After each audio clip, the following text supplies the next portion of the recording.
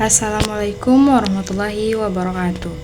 Perkenalkan, saya Dini Englasari dengan NIM 24042024 dari Prodi Ilmu Administrasi Negara. Di sini saya akan menjelaskan materi ketujuh mata kuliah Ekonomi Publik, yaitu aktor, perilaku, dan indikator ekonomi publik.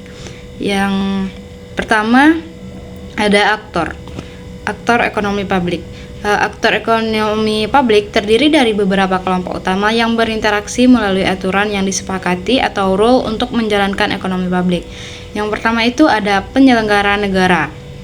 Ini terdiri dari 3 pilar utama, yaitu eksekutif, legislatif, dan yudikatif, serta lembaga kuasi negara. Mereka berperan dalam mengelola sumber daya dan kebijakan publik demi keseimbangan kekuasaan dan efektivitas pengelolaan.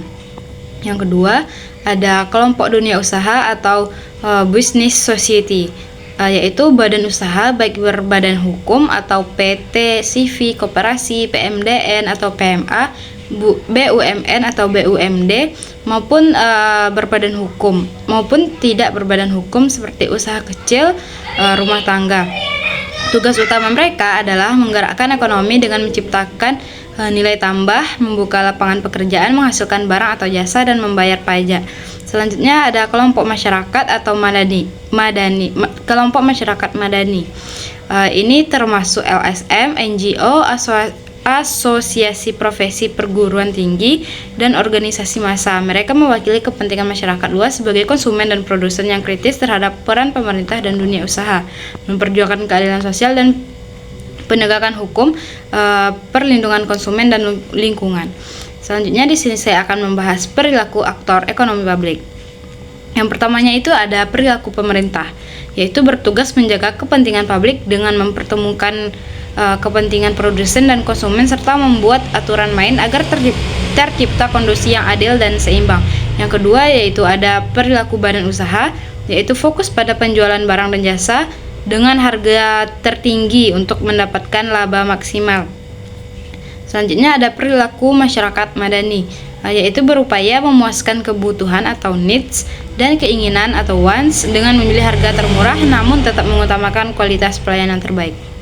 Selanjutnya di sini saya akan membahas indikator ekonomi publik. Indikator kinerja ekonomi publik biasanya diukur dari tingkat kesejahteraan masyarakat dengan beberapa aspek. Yang pertama yaitu pendapatan. Ini yaitu tersedianya lapangan kerja yang memadai dan rendahnya angka pengangguran, menunjukkan kinerja ekonomi publik yang baik. Pendapatan domestik bruto atau PDB dan gross national product atau GNP juga menjadi indikator utama. Yang kedua yaitu pelayanan negara, yaitu ketersediaan sumber daya dan alokasi APBN yang efektif dalam menyediakan pelayanan publik. Yang ketiga ada aktivitas bisnis dan investasi, yaitu stabilitas iklim usaha, banyaknya investasi serta produktivitas usaha yang tinggi mendukung pertumbuhan ekonomi. Yang keempat ada stabilitas nilai tukar dan harga, stabilitas internal, harga barang atau jasa, dan nilai tukar mata uang mencerminkan kondisi ekonomi yang sehat. Yang kelima ada ketersediaan barang dan jasa. Semakin banyak variasi dan ketersediaan barang atau jasa yang memadai, semakin tinggi kesejahteraan masyarakat. Yang keenam ada iklim usaha. Kepastian berusaha, sumber daya memadai, birokrasi yang transparan, serta insentif yang tepat mendukung keberlangsungan ekonomi.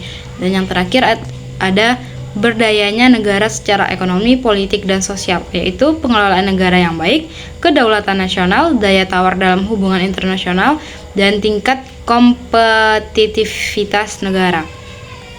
Selanjutnya ini ada indikator, itu dapat dikelompokkan menjadi dua, yaitu indikator mikroekonomi dan indikator makroekonomi. Indikator mikroekonomi adalah penjualan perusahaan, pertumbuhan investasi, penyerapan tenaga kerja, produktivitas dan kelancaran arus kas. Sedangkan indikator makroekonomi itu yaitu pertumbuhan ekonomi, PDB, tingkat pengangguran, tingkat kemiskinan, dan tingkat inflasi. Dari materi yang telah saya jelaskan tadi, dapat saya simpulkan atau kesimpulannya adalah aktor ekonomi publik terdiri dari penyelenggara negara, dunia usaha, dan masyarakat madani yang saling terkait untuk mengelola sumber daya guna kesejahteraan. Perilaku mereka mengikuti norma dan aturan untuk menjaga keseimbangan kepentingan. Indikator ekonomi publik seperti pendapatan, lapangan kerja, pelayanan, dan stabilitas ekonomi digunakan untuk mengukur keberhasilan kebijakan. Pengelolaan aktor, perilaku, dan indikator yang efektif dapat meningkatkan kesejahteraan dan pembangunan nasional secara berkelanjutan. Sekian yang dapat saya jelaskan.